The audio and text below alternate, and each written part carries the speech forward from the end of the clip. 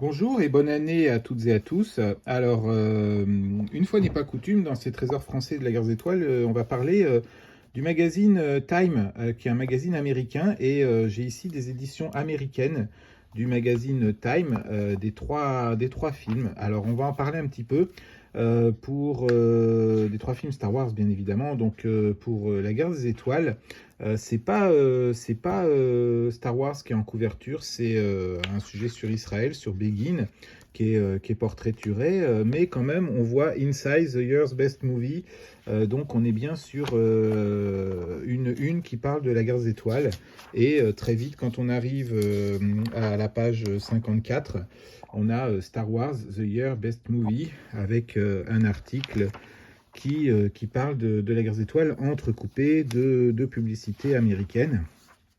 Voilà, donc ça c'est pour le premier film. Donc on est vraiment sur du document américain et pas du tout français. Voilà, avec un article qui parle de Marcia Lucas, une photo qui a été reprise ensuite avec George Lucas, un article quand même assez conséquent.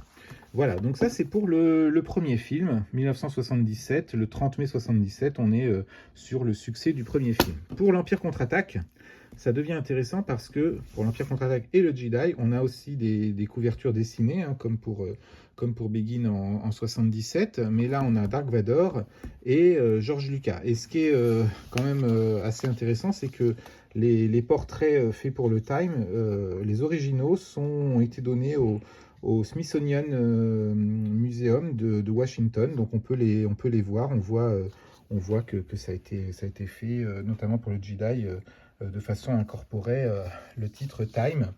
J'y reviendrai parce que pour le Jedi, vous allez avoir une petite surprise en fin de vidéo. Je vous en dis pas plus. Donc pour l'Empire contre-attaque, à chaque fois, il faut noter que l'édito du Time dans les trois magazines revient en fait sur le sujet principal qui est la guerre des étoiles, avec à chaque fois un témoignage du rédacteur en chef sur son visionnage des films et ce qu'il a ressenti.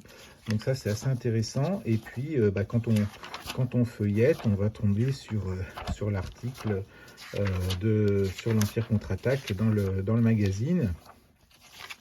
Voilà, donc là on est aussi sur, c'est plutôt en fin de magazine si je me souviens bien, on est aussi sur le succès de l'Empire contre-attaque. Voilà, on est dessus. Cinéma,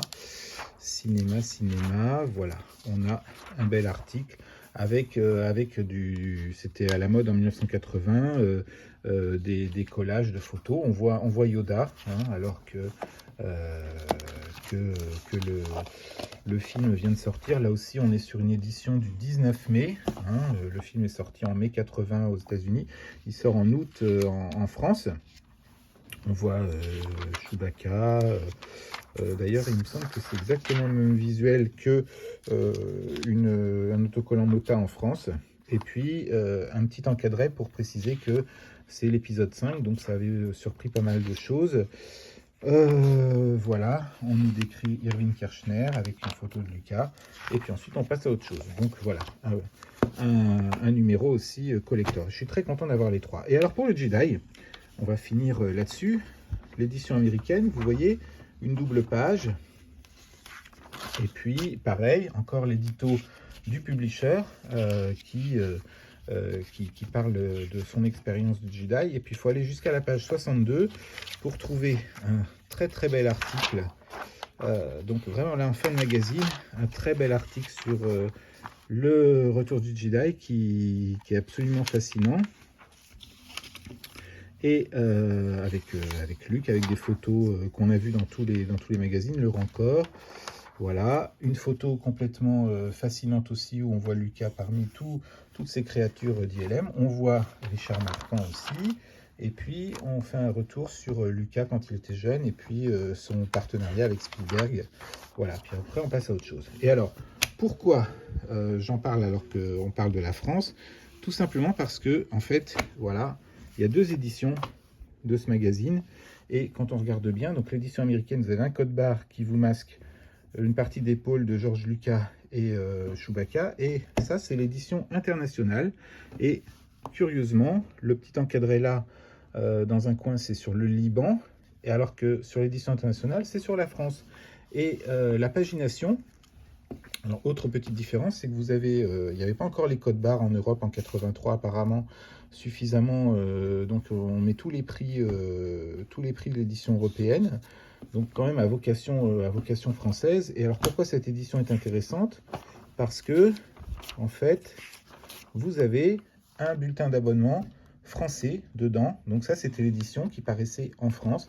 Alors que, et puis on voit aussi qu'il n'y a pas la double page au début. C'est pas du tout les mêmes publicités.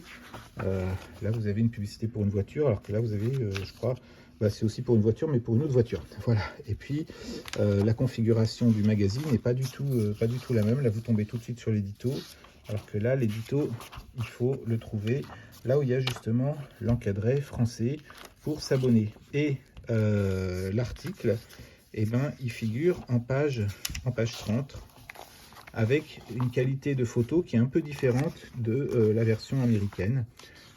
Voilà, donc ça c'est assez intéressant de pouvoir se dire que l'édition qu'on a eue en France, et pour la petite histoire, qui figurait à mon CDI lorsque j'étais au collège du côté d'Orléans, et c'était le document on pouvait emprunter les revues anglaises, et je crois que j'ai dû l'emprunter quasiment pendant les 4 ans où j'étais au collège. J'empruntais sans arrêt ce numéro du Time Magazine avec George Lucas en couverture.